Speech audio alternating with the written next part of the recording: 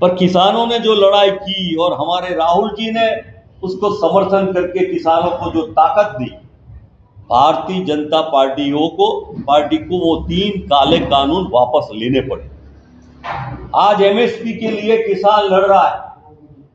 एक तरफ वोट लेने के लिए जाते हैं भारतीय जनता पार्टी वाले तो किसानों की बड़ी बड़ी बातें करते, पर कांग्रेस ने अपने न्याय पत्र में ये तय किया है कि हम स्वामीनाथन कमीशन की रिकमेंडेशन के अनुसार हम किसान को एमएसपी आने वाली सरकार देगी। दूसरी इंपॉर्टेंट महिलाओं के बारे में, हमारा महालक्ष्मी यानी कि 1 लाख रुपीस हर गरीब फैमिली की महिला को दिया जाएगा।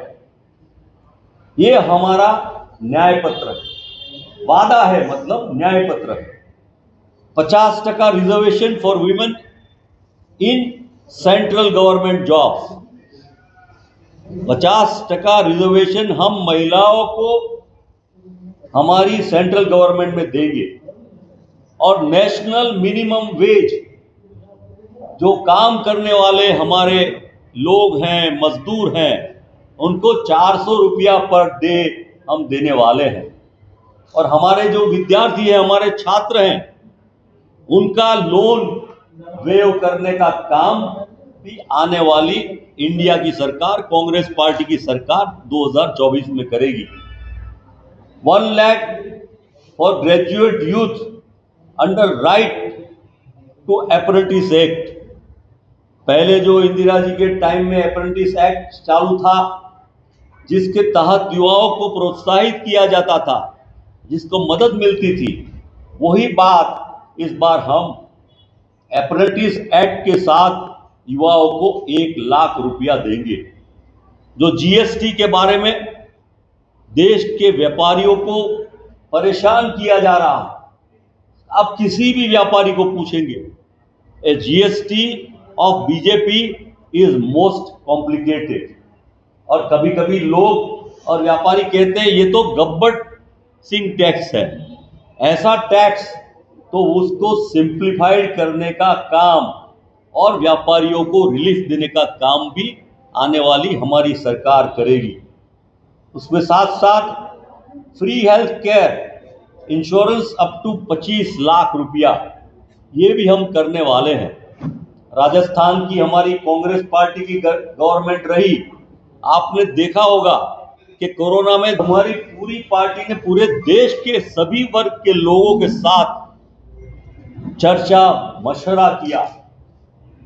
और जिस तरह से 2004 में कांग्रेस के नेतृत्व में, सोनिया जी के नेतृत्व में यूपीए की सरकार बनी, वो सरकार ने डॉक्टर मनमोहन सिंह साहब ने इकोनॉमी को जो थ्रस्ट दिया और उसके साथ साथ सामाजिक न्याय, लोगों की आर्थिक परिस्थिति बदल के गरीबी की रेखा के नीचे जीने वाले लोगों को ऊपर उठाया, उनकी स्थिति को सुधार किया।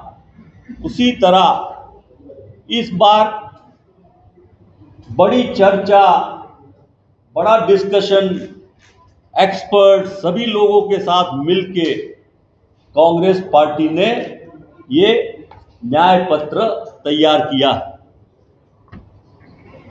ये न्याय पत्र इसलिए नाम दिया है कि आप सब जानते हैं कि राहुल जी भारत जोड़ो यात्रा लेके कश्मीर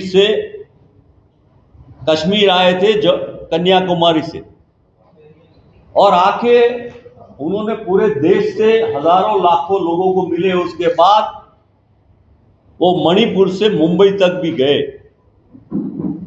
सबको मिलने के बाद जो देखा, प्यार मिला, उनको आशीर्वाद मिला, जानने को मिला। उनके बाद पार्टी ने तय किया कि ये आने वाले समय में हमारी इंडिया, आप जानते हैं हमारा गठबंधन इंडिया, वो इंडिया की सरकार आएगी। तो इंडिया की सरकार में हम कांग्रेस पार्टी, हमारा क्या न्याय पत्र होगा।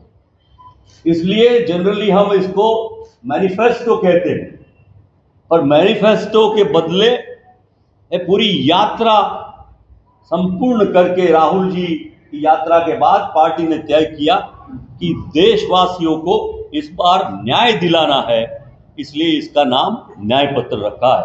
उन्होंने टैक्स भी बढ़ाया, सब कुछ किया, और सरकार के पास जो भी पैसा आया वो पैसे का इस्तेमाल इन्होंने चंद लोगों को मदद करके उनको बड़ा बनाने में किया।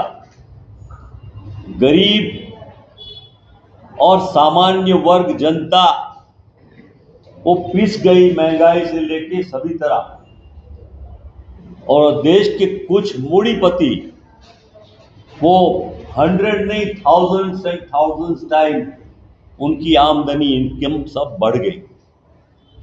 तो उस समय में कांग्रेस पार्टी की क्या जिम्मेदारी, एक ऑपोजिशन पार्टी होने से,